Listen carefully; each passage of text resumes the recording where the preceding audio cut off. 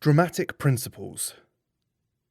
Stories are built on dramatic principles, and these are that they should have a beginning, a middle, and an end, produce some pleasure or entertainment from it, that it isn't the same as recounting an accurate and detailed history of an event, that one thing may follow another, but if it doesn't culminate in a single result, then they shouldn't be in the same story. Make sure the theme explored can be processed in a single story. A single incident or the hero of an event can be taken and their contributions separated from the full history in order to tell that thread of the event as a single story, rather than trying to tell the entire history. Stories come in lots of different kinds, but they all require a reversal of the situation, recognition, and scenes of suffering. Thoughts and diction must be done artistically too. The piece of writing should be able to be enjoyed in a single viewing. A single story shouldn't try to imitate lots of different themes all at the same time. Following a hero has stood the test of time when it comes to telling a story. Heroic themes seem to come naturally to us. You should not be able to feel the influence of the writer at any point. Your characters should enter the story fully formed with their own personalities and motivations. Now, the element of the wonderful is needed, but there's a level of irrationality to make it work. It can come off as absurd if handled improperly. The secret to making it work is in bad reasoning. By assuming that because if one thing is or becomes, then the second thing is or becomes. And we imagine that if the second thing is or becomes, then the first must be or become. But this is faulty logic, because if the first thing isn't true and the second thing is true, we assume that the first is also true because the second is true. Which is why, as writers, we should entertain the idea of a probable impossibility rather than an improbable possibility. A plot should try and get rid of as many irrational parts as it possibly can, or at least have them not affect the actions in the story. But once the irrational things are introduced, and the likelihood of them happening is accepted, then we have to accept them, and continue to accept the absurdity. These situations can be saved if they're handled with a degree of poetic charm.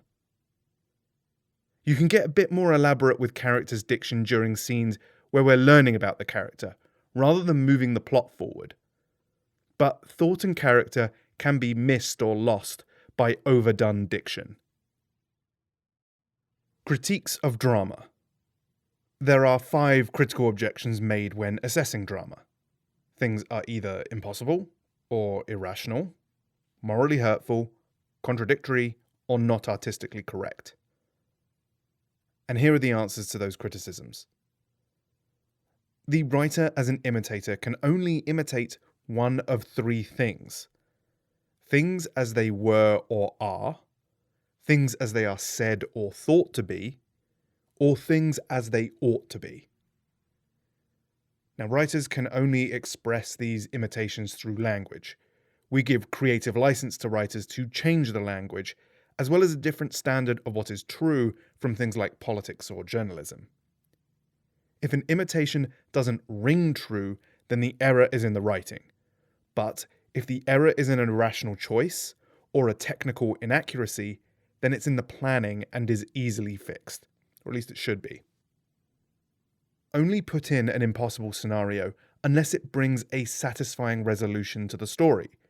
And if this impossible thing is more striking and impactful than anything else in the story.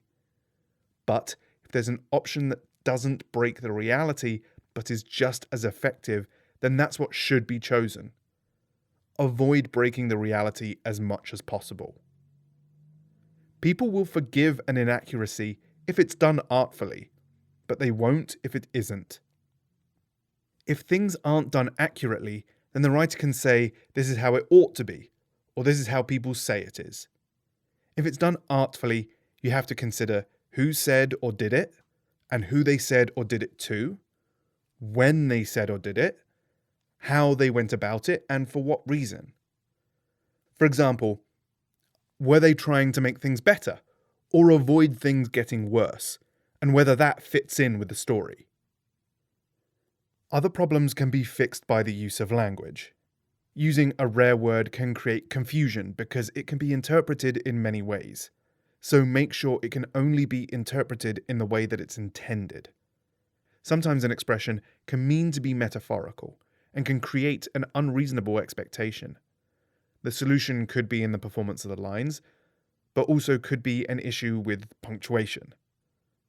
Or the meaning of the word is left ambiguous. Or it could be how the language is being used.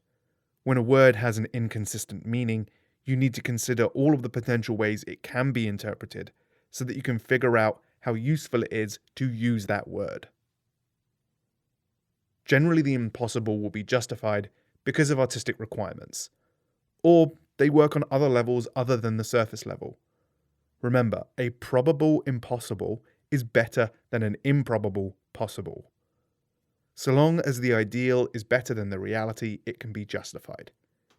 Same with the irrational, by referencing what is generally known to be true, as long as the irrational seems reasonable. Remember to have thought through your reasoning for making moves that are contradictory on the surface level, but might work on other levels, as you may need to justify them to those who haven't looked beyond the surface level.